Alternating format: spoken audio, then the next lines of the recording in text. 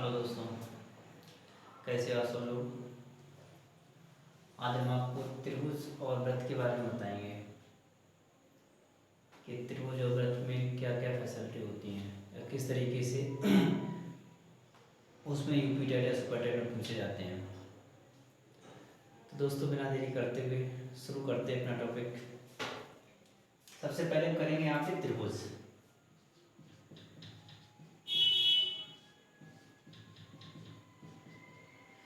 तो त्रिभुज दोस्तों कई प्रकार के होते हैं।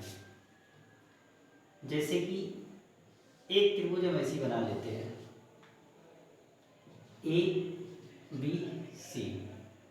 ठीक है, एक त्रिभुज हमारा ये होता है पी क्यू आर। ये कोण और ये कोण हमने रख दिया, तीन त्रिभुज बना लेते हैं इसमें।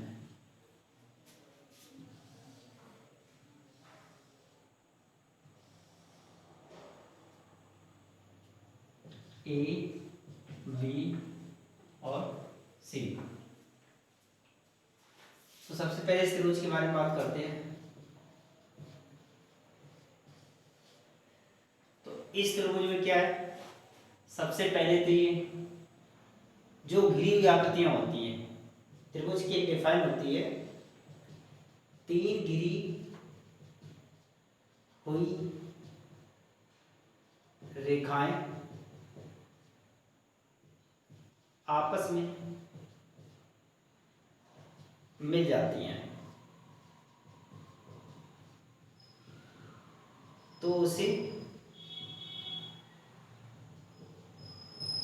त्रिभुज कहते हैं।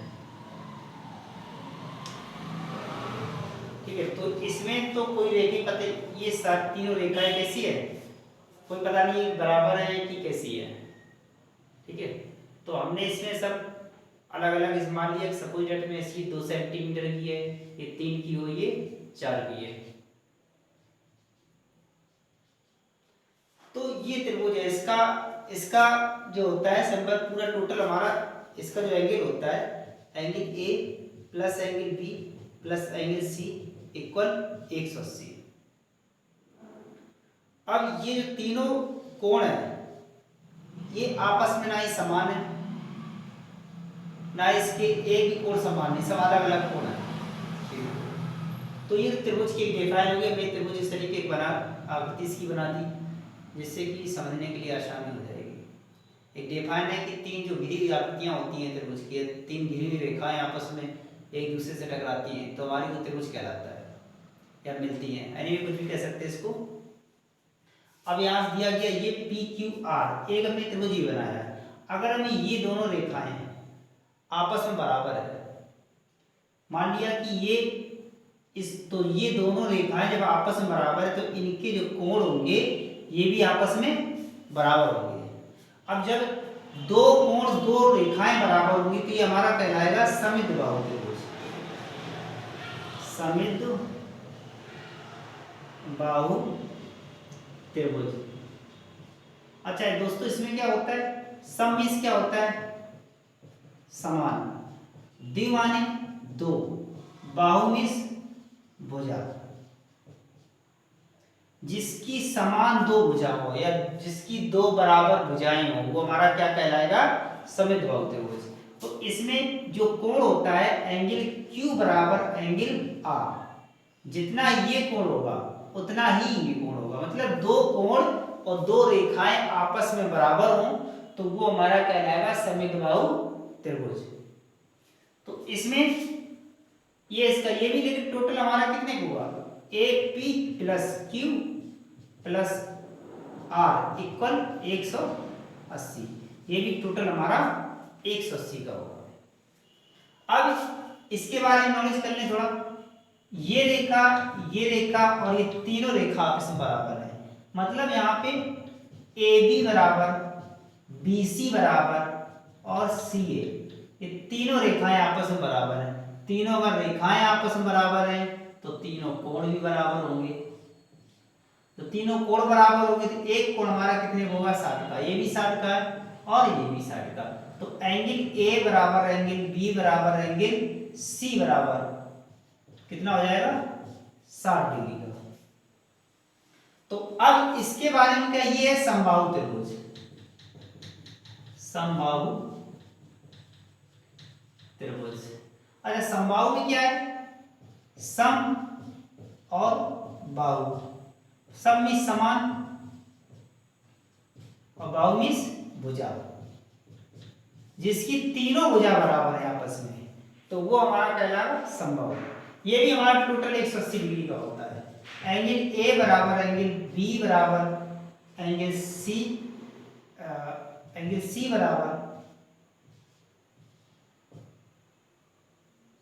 नहीं, इसमें sorry my mistake, angle A plus angle B plus angle C equal 180। मतलब जिसकी तीन आकृतियां हो और त्रिभुज कैसा भी बना हो, जरूरी ये नहीं है कि इसकी दो भुजा बराबर है, जरूरी ये नहीं है कि इसकी तीन भुजा बराबर है, त्रिभुज कैसा भी हो, तीनों कोणों का जो योग होता है 180 का होता है। अब एक हमने समकोण के बारे में भी और सुना है, जो समकोण त्रिभुज ये है ए बी सी। तो समकोण में क्या डिफाइन होती है, इसमें जो एक कोण होता है एंगल बी बराबर वो 90 डिग्री का होता है, इन दो का कोई पता नहीं, 45 भी हो सकता है, इसका भी 45 हो सकता है। तो ये हमारा कहलाता है समकोण त्रिभुज।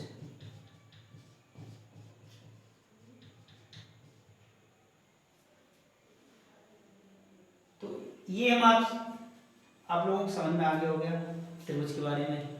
अब इसको हम साफ करते हैं। अब बताइए वृत्त के बारे में कुछ।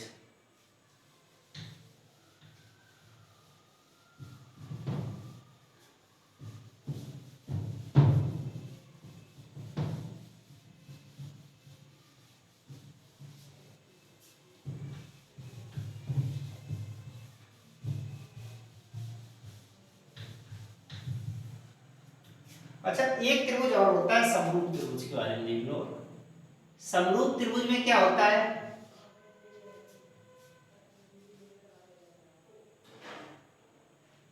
समरूप त्रिभुज A B C P Q R, ये है समरूप त्रिभुज।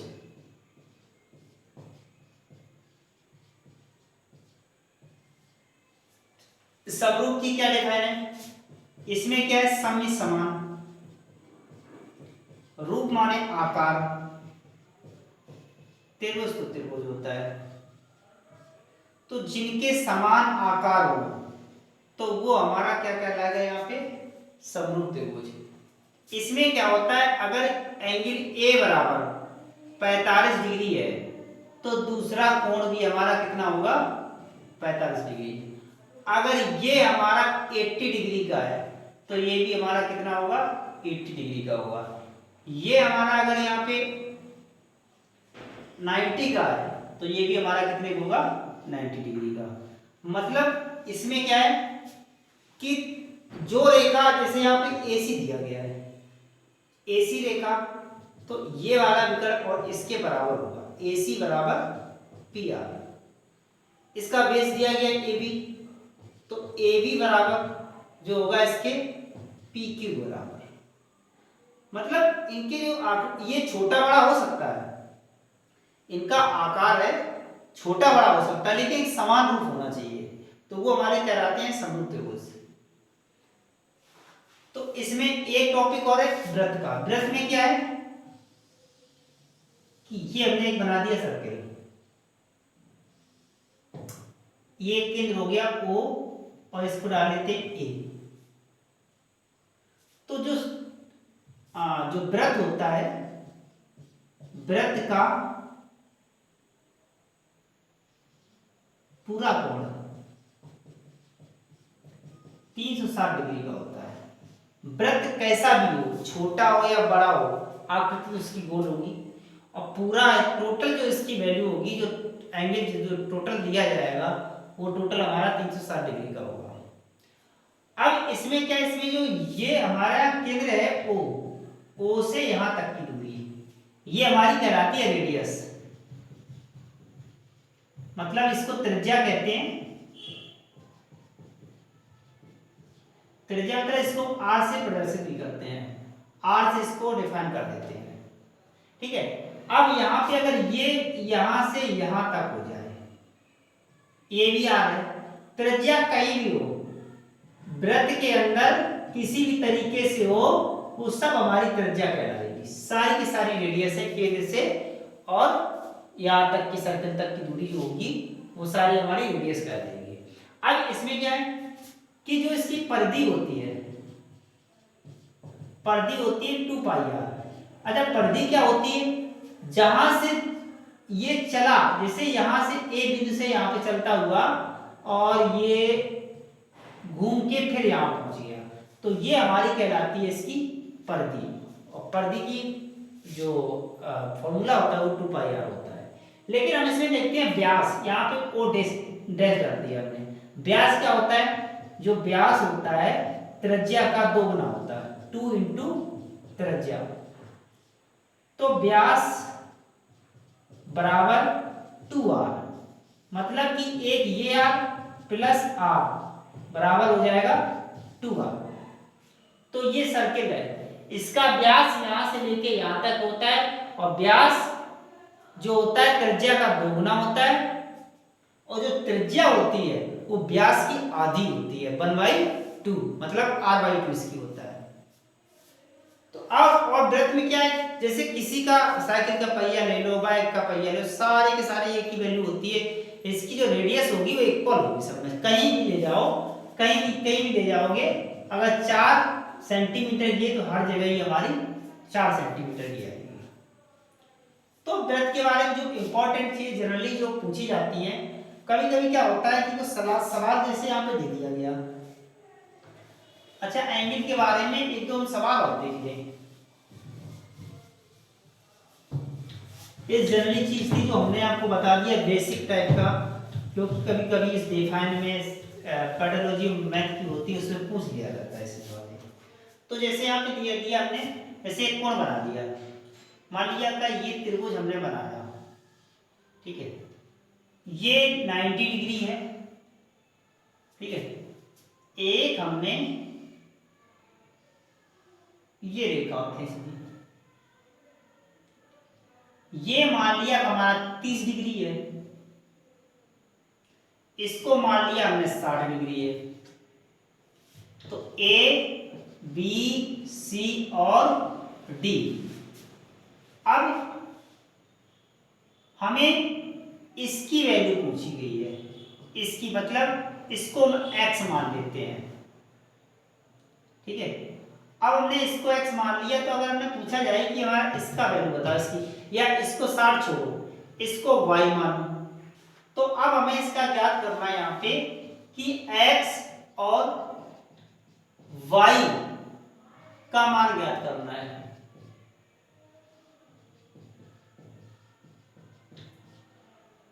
दोस्तों इसने क्या दिया, पहले भी एक त्रिभुज के बारे में बात कर लेते हैं, ए बी सी। तो त्रिभुज ए बी सी में देखते हैं।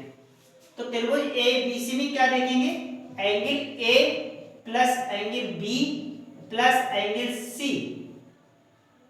एंगल सी इक्वल हमारा कितना होता है, 180 का।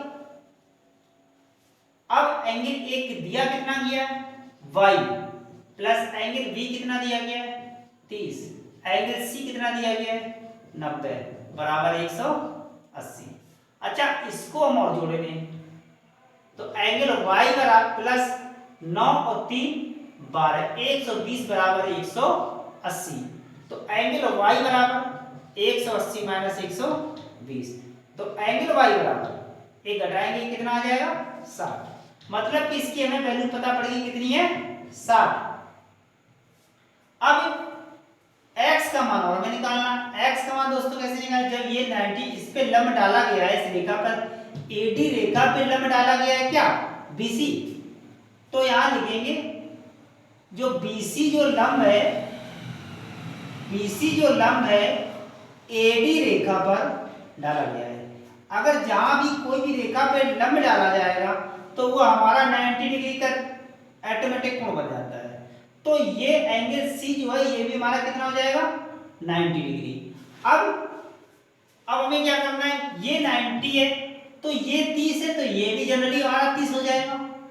जब ये 30 है यहाँ पे तो अब जो ये कोण है और ये कोण का मान आपस में भी बराबर है। तो त्रिभुज BDC में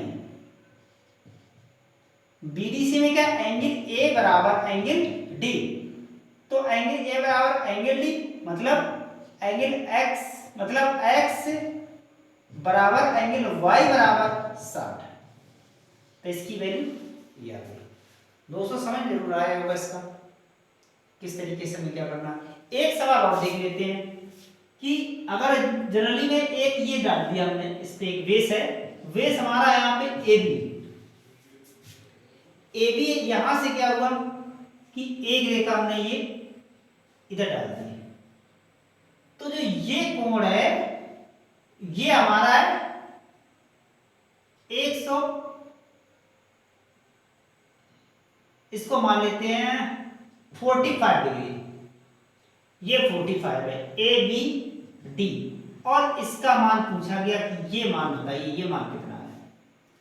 इसको डाले ABDC, इसको हमने मान लिया x अंश, x का मान पूछा गया है। तो हमें पता है कि जो एक जो लाइनियर होती है टोटल हमारी 180 की होती है, ठीक है। तो AB जो रेखा है तो ये सरल रेखा कहलाती है, सरल रेखा कहलाती है। जब ये सरल रेखा है तो इस पे डाला गया एक, इस पे कोण बन रहा है एंगल D बराबर बन रहा है 45 अंश। लेकिन जो सरल रेखा ये हमारी होती कितनी है टोटल 180 की। तो 180 में हम -45 कर देंगे। तो इससे माइनस जब करेंगे तो हमारा कितना हो जाएगा इसमें 35 मतलब 135।